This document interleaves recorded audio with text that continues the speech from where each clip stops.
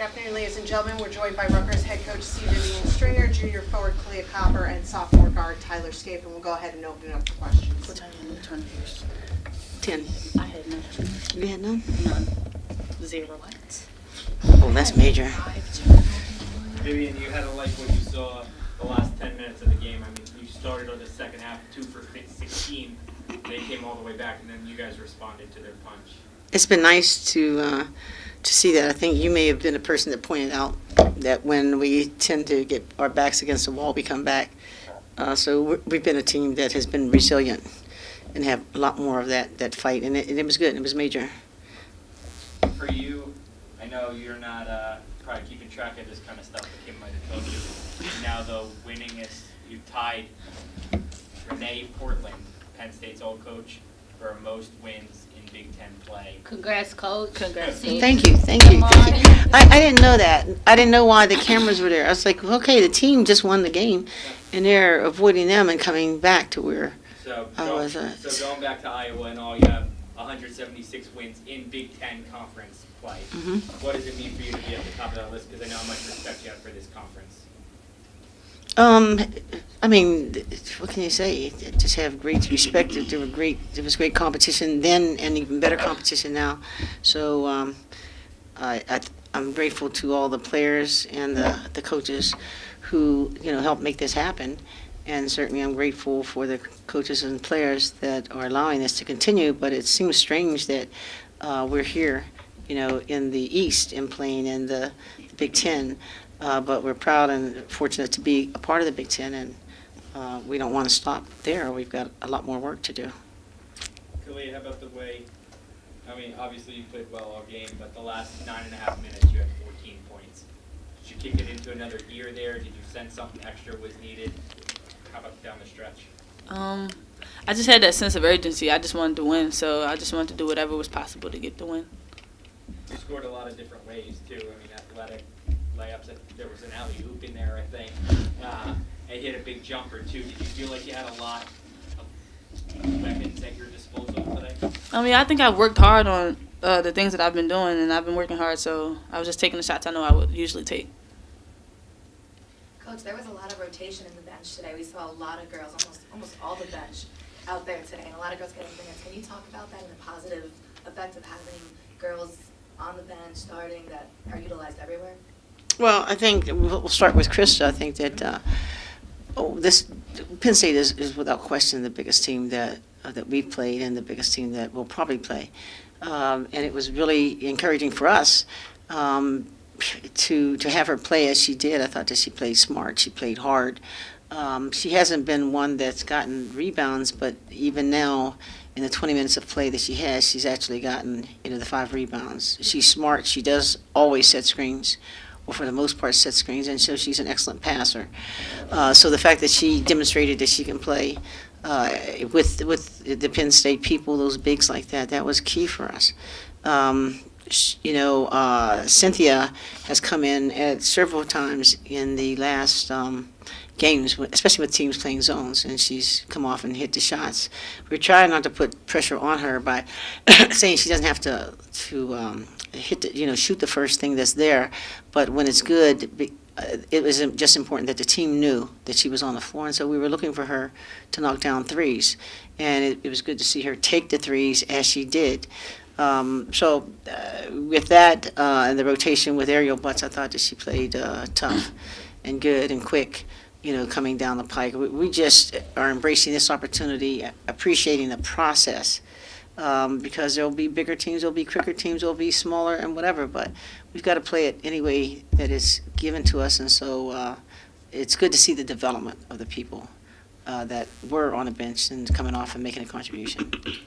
Tyler, what kind of advantage, what kind of edge is it that you guys have so many different weapons in terms of you had 13 in the first half, Kalia had 14 in the last 10 minutes, but Nija spreads hers over the game, and what kind of option, how does that keep defenses off balance? Well, they don't really know who to guard because at any point I can go off, Kai can go off, or Naj can go off. So, I mean, whoever's hot at the moment, that's kind of who we feed. So, but once they try to stop them, I don't know. It's a good thing, I guess. Both of you, do you just at this point Tyler and Talia, do you just at this point expect Benicia to get a double-double? Yes. Every Yes. game. Yes. That's just expected. Mhm. And we know she's going to work hard and definitely get on the rebound. So Tyler, same thing. I mean, it's Every game she got to have one. first half. Yeah, she should have a double-double the first half. Tyler, how did you feel about the team chemistry on the court today? I felt we played with a lot of intensity, togetherness. Just I don't know. I just felt like we had a little swagger to us today. So I think that that helped with the way we played too, making shots, encouraging each other. So we had that swag today, for sure. Any other questions? Coach Stringer, how important is it for you guys to kind of get into these post games and learn how to come away with wins? Well, it's major. See, I think that it does no good to anyone to beat somebody by 20, 30 points.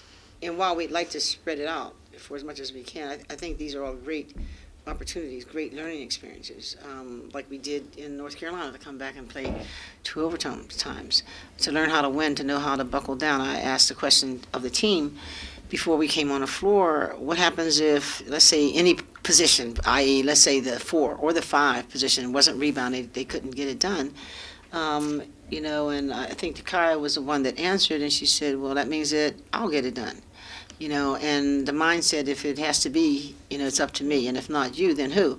And if we each take that mindset that we're going to do the team things, the rebounding, we're going to play the great defense, that if somebody shows, like, for example, let's say that there's dribble penetration and Chris has to show up. If Chris has to show up, somebody has to cover her, because if somebody doesn't cover her, then she looks bad, like she just didn't play her girl.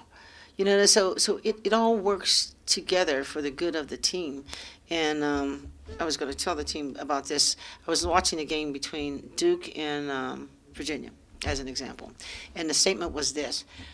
North Carolina, it was North Carolina, number 4 team in the country, and Virginia, the number 2 team in the country. And they were saying, well, how is it that North Carolina has 33 All-Americans? And they probably are talking about first-team All-Americans. And Virginia has only 1. And yet, Virginia was the number 2 team in the country, just real smooth and all that. Long story short is the commentator made a statement that when 5 play as 1, that's the difference. So it's not about, who has the biggest collection of great players. It's about the ability of everybody to play together and play as one. That is a force that has to be reckoned with, and no one can stop that. So it doesn't matter who the All-Americans is. It doesn't matter about that. And so what we're trying to do as we go down the pike, and what you guys probably didn't recognize, but I'll say it to you, we had some goals. And without going through the goals, specific goals, we have always been known as a 55 team, one that can put great pressure on you. Well, if you notice, we haven't really been doing that. We've been playing soft zones, a 2-3, 3-2, whatever, right? Even a fire, which is basically a man-to-man. And we decided that, 55 requires great work. And so today, we brought it out, and today we worked. So we are looking at very specific things, turnover rates, shot clock violations, 55s. And when a team can get to the point where they can, pick those things out, the rest of it will take care of itself. So I'm really proud, and I know that we as coaches are extremely proud of the way the team picked apart the different things of the game beyond the score. Any other questions? Just moving forward this Thursday, we see Nebraska. Can we talk a little bit just about your thoughts moving into another Big Ten? Just continuing on now. Well, what did I say? I'm only here.